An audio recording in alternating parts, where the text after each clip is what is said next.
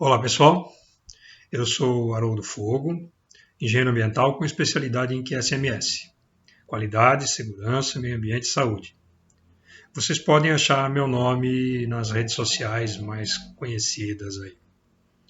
Esse é um dos primeiros vídeos que eu faço para passar-lhes um pouco da minha experiência profissional. Por isso eu peço desculpas por eventuais problemas de qualidade que esse meu primeiro vídeo tiver. Bom, neste primeiro vídeo eu falarei sobre a gestão de um processo produtivo, tomando como exemplo escavação de valas usando um equipamento. O que nós queremos saber é como fazer a gestão de um processo para que ele dê os resultados esperados, por exemplo, a produção e o lucro para o acionista. Bom, aqui vocês estão vendo o processo que nós vamos estudar.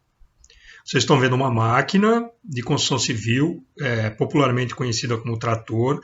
É uma máquina rodante para escavação e recolhimento de material escavado. Vocês podem ver também o operador no cockpit da máquina. Ele está fazendo a operação da retroescavadeira, que é a ferramenta utilizada para escavação. A outra ferramenta de recolhimento do material escavado está descansando na via, que fica na frente da máquina. Então, a gente vai ver as variáveis envolvidas nesse trabalho. Nós temos uma máquina para escavar e um operador. Quais seriam as variáveis que são importantes para a gente fazer a gestão e o controle desse trabalho? É isso que é o objetivo do nosso vídeo de hoje. Faltou mencionar para vocês que a retroescavadeira tem um motor que usa o diesel como combustível. Tá? Mas vamos ver aqui o que fazer para gerir o processo com os resultados que se quer. Bom, nós temos leis e regulamentos envolvidos. Leis dos entes governamentais, normalmente a prefeitura tem o seu código de obras e as autorizações necessárias para que possa ser feito esse tipo de serviço. Temos também normas gerais. No Brasil são as normas ABNT.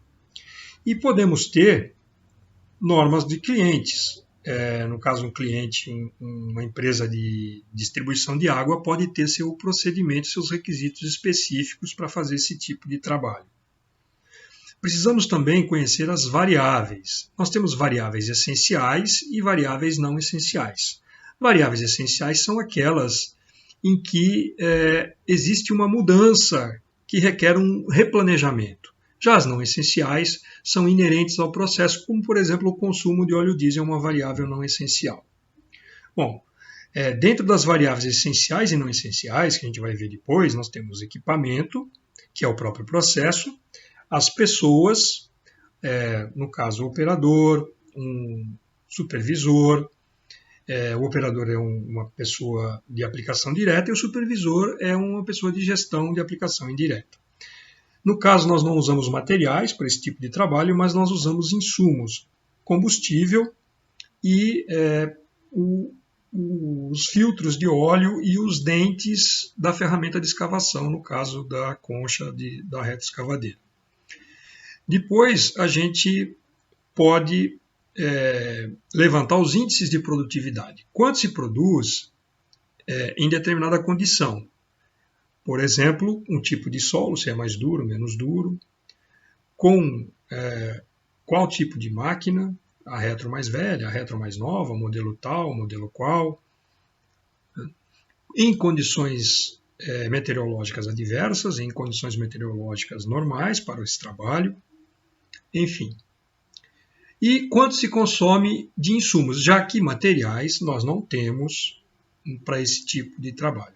O consumo de insumo principal é o consumo de óleo diesel, o combustível utilizado para essa máquina. Agora a gente já está na condição de saber os custos envolvidos. Nós temos custos diretos, que são os custos do operador e os custos da máquina, caso ela seja alugada. Mesmo a máquina própria, ela tem custos de financiamento, de depreciação, que precisam ser levados em conta nesse levantamento de custos do processo. Os custos indiretos são os custos da gestão, no caso o supervisor, um custo de vendedor do serviço, o custo da manutenção dos mecânicos que fazem manutenção na máquina, são custos também que têm que ser conhecidos para fazer a gestão do processo. Feito isso, chegamos na fase de padronização da atividade. Padronizar significa escrever o procedimento para correta realização, a realização controlada dessa atividade de escavação de valas, e também estabelecer quais são os registros onde vão ser anotados os dados para depois a gente poder conferir se estamos atingindo o desempenho esperado. Lembra que a gente falou do índice de produtividade. O índice de produtividade tem uma faixa inferior e superior. Quando você registra o que você fez, você tem condições de ver em qual posição você está dentro dessa faixa, para você poder saber se está conseguindo atingir o resultado que foi previsto para esse processo. É isso, em linhas gerais, que um gestor do processo deve controlar. Então tá aí, resumindo, leis, regulamentos, variáveis, índices de produtividade, custos e a padronização como item final, tá certo? Mais para frente a gente vai ver outros detalhes desse processo de escavação de valas. É um processo relativamente simples, mas tem as suas particularidades, como todo processo, que tem que ser atentado. Bom, e quais seriam as variáveis essenciais para esse serviço de escavação com retroescavadeira? Bom, a variável essencial por excelência é o equipamento. Ou seja, se você tiver uma mudança no equipamento, na máquina, você vai precisar treinar e requalificar o operador. Por quê? Porque as máquinas podem ter tipos de comando diferentes.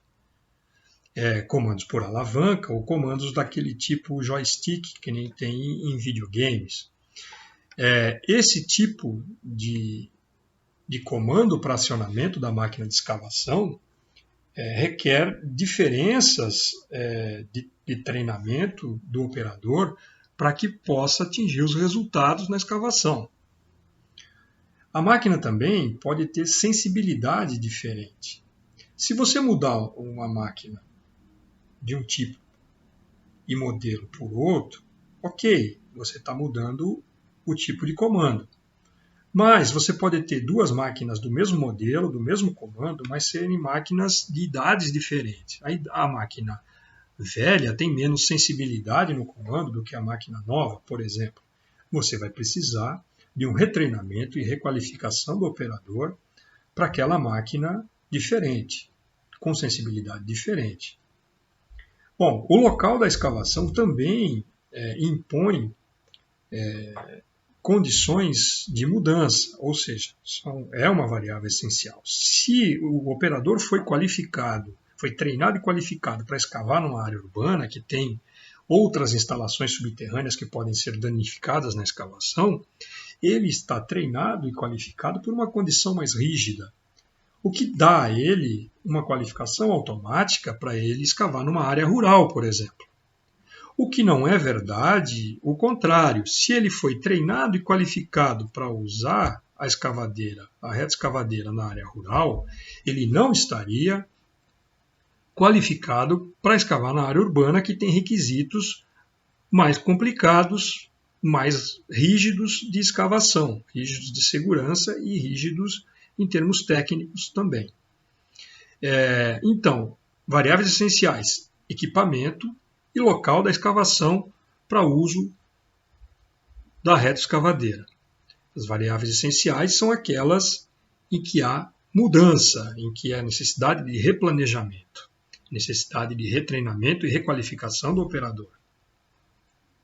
Então é isso. O operador ele tem treinamento e habilitação na categoria C, conforme o Código do Trânsito Brasileiro. Também tem que ter um treinamento de integração ou ambientação, conforme a norma regulamentadora 18, a NR 18, que regulamenta as atividades profissionais da construção civil. E também tem que ter um treinamento específico de capacitação no equipamento, conforme também a NR 18, que é a norma, conforme eu falei, de regulamentação das atividades da construção civil. Então, resumindo, ele precisa ser um motorista habilitado, categoria C, precisa ter um treinamento básico, que pode ser periódico também, e um treinamento específico no equipamento que ele vai operar. Sem esses treinamentos, não dá para fazer qualificação. Bom, a gente pode, então, após o operador ter todo aquele rol de treinamentos, treinamentos qualificatórios, vamos dizer assim, nós vamos fazer a prova para ver se realmente ele tem a competência que o treinamento deu para ele. Eu chamo isso de prova de qualificação, ou teste de qualificação, dividido em uma prova teórica, que você pode organizar na sua empresa de acordo com as suas necessidades.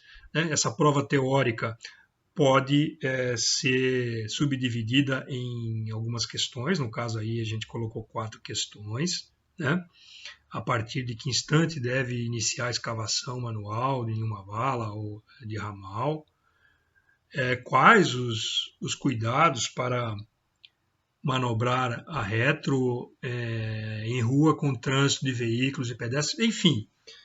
Essas são questões em que o operador tem que saber na teoria.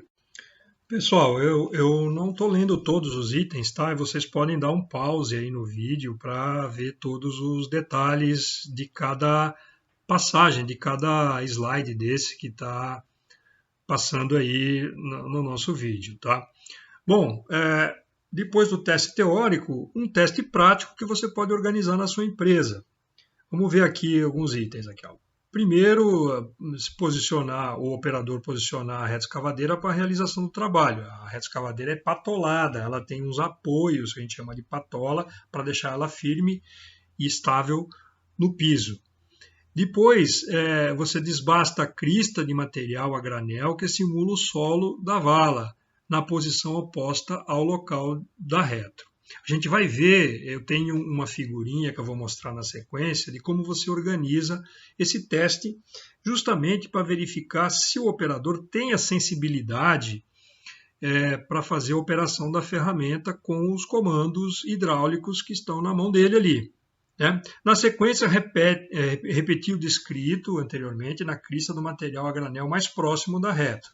Ou seja, ele vai dar uma pequena estocada na crista de um material escavado, depois uma pequena estocada na crista de outro material escavado.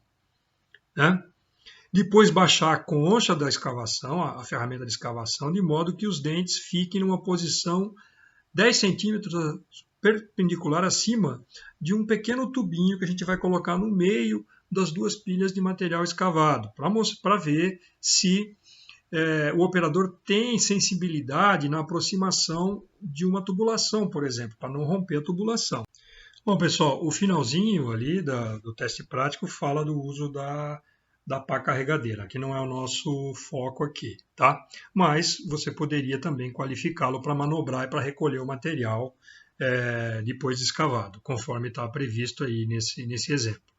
Bom, aqui a gente está vendo a figurinha, né, do teste, conforme a gente descreveu anteriormente, os 2 montinhos de material escavado e o tubinho no meio simulando uma interferência, uma instalação subterrânea que não pode ser rompido.